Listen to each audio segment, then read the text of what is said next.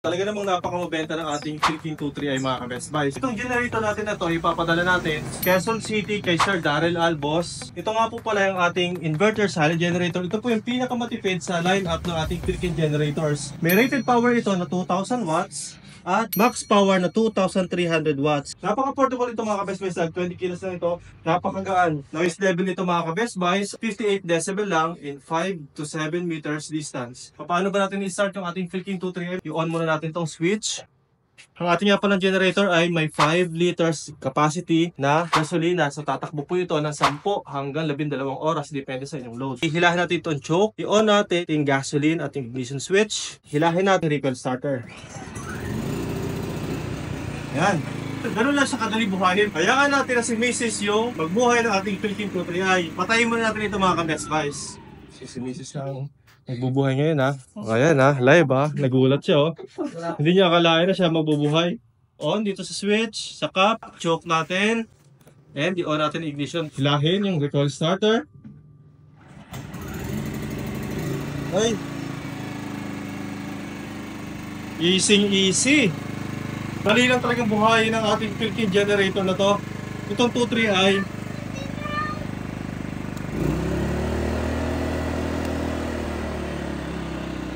Economy at economy off, working siya. 0-0 yung kanyang runtime. 229 volts, 60 Hz mga ka-Best Buys. So patayin natin yung ating generator.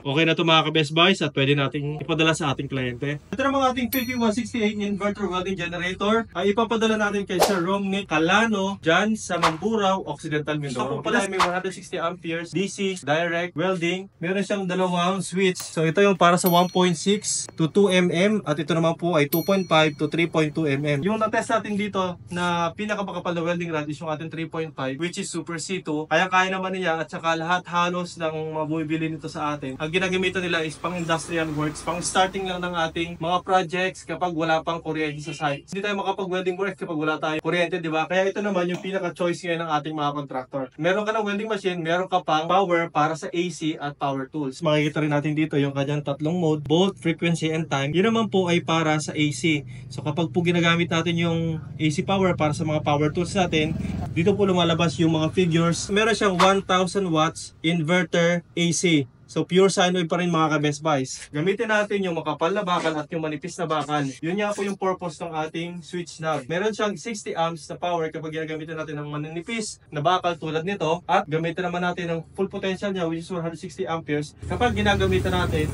ng makakapal na welding works tulad nito. So ito.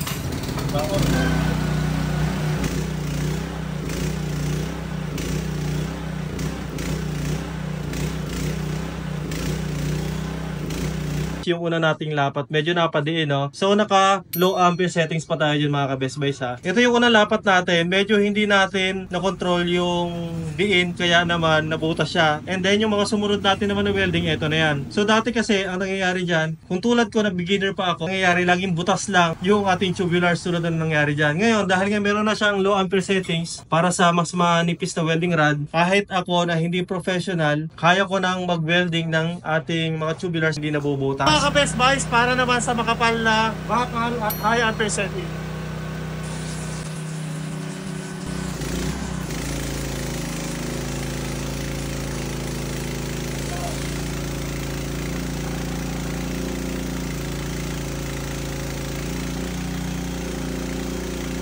Guys, ngayon, hindi naman natin kung ating welding rod, subukan natin mag-penetrate.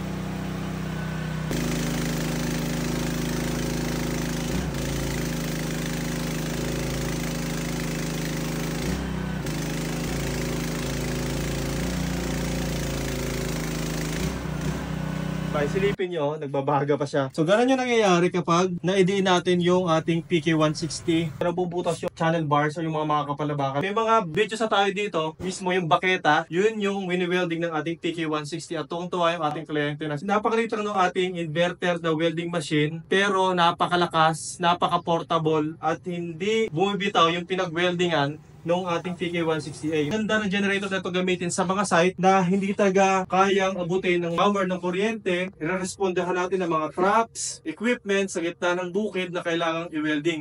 Sa halip na dalhin nyo pa yung parts at magbaklas pa kayo ng mga gamit at saka dadalhin nyo naman doon sa welding shop. Ang ginagawa ng ating mga kliyente, bumibili nila sila ng portable welding machine tulad nitong PK160 at yun ang dinadala nila sa site para naman hindi na sila masyadong maatrasado sa kanilang trabaho. I-testing naman natin yung ating AC power ng ating PK160. Gumamit tayo ng power tools para makita natin na working yung AC ng ating PK160. Ilagay na natin yung ating male plug. Remind ko lang kayo, may dalawang copper wire dito tapos isang hindi kaparehas sa kulay. Yung dalawang copper, yan lang po yung energize.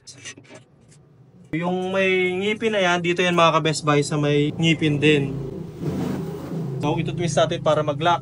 Ito nga po palang ating generator ay may kasama ng free male plug at dalawang connector, spark plug remover, manual, and basic tool. I-test na nga natin yung grinder.